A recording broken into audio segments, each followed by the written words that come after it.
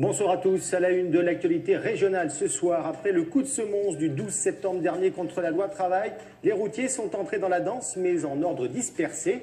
4 fédérations syndicales de transport appellent à des actions d'ici la fin du mois de septembre.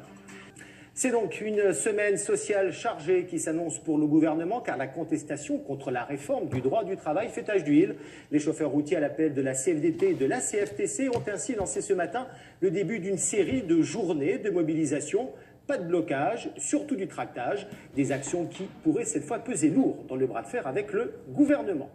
Et justement, si les syndicats sont inquiets et font monter la pression, les avis sont plus mitigés chez les salariés du transport routier. Dans certaines entreprises, comme à Flassan-sur-Issol dans le Var, on attend tout simplement la mise en application de ces ordonnances et les conséquences au quotidien. Reportage de Noémie Dahan, Léo Santofanti. Depuis 20 ans, Roger Rissetto sillonne les routes. Au volant de son 44 tonnes, il livre des marchandises partout en France et en Europe. La mobilisation de certains de ses collègues, il l'a suivie de loin. Si la réforme du Code du travail ne l'inquiète pas pour le moment, un autre sujet le préoccupe.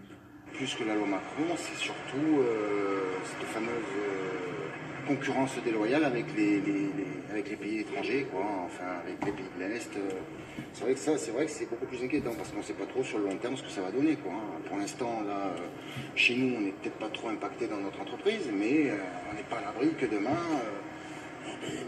mon patron décide d'utiliser des travailleurs étrangers pour nous remplacer, quoi, tout simplement. Autre crainte des syndicats de chauffeurs routiers, l'accroissement de la flexibilité. Pour le patron de cette entreprise familiale créée il y a 46 ans, les règles sont très claires. On est encadré par des temps de conduite, des temps de repos, des temps d'amplitude. Tous ces temps étant payés, pour pas où on est déjà dans notre métier très encadré là-dessus. Ce chef d'entreprise préfère rappeler que dans la région, 800 postes de chauffeurs sont à pourvoir. Quant à Roger, il n'ira pas manifester le 25 septembre prochain.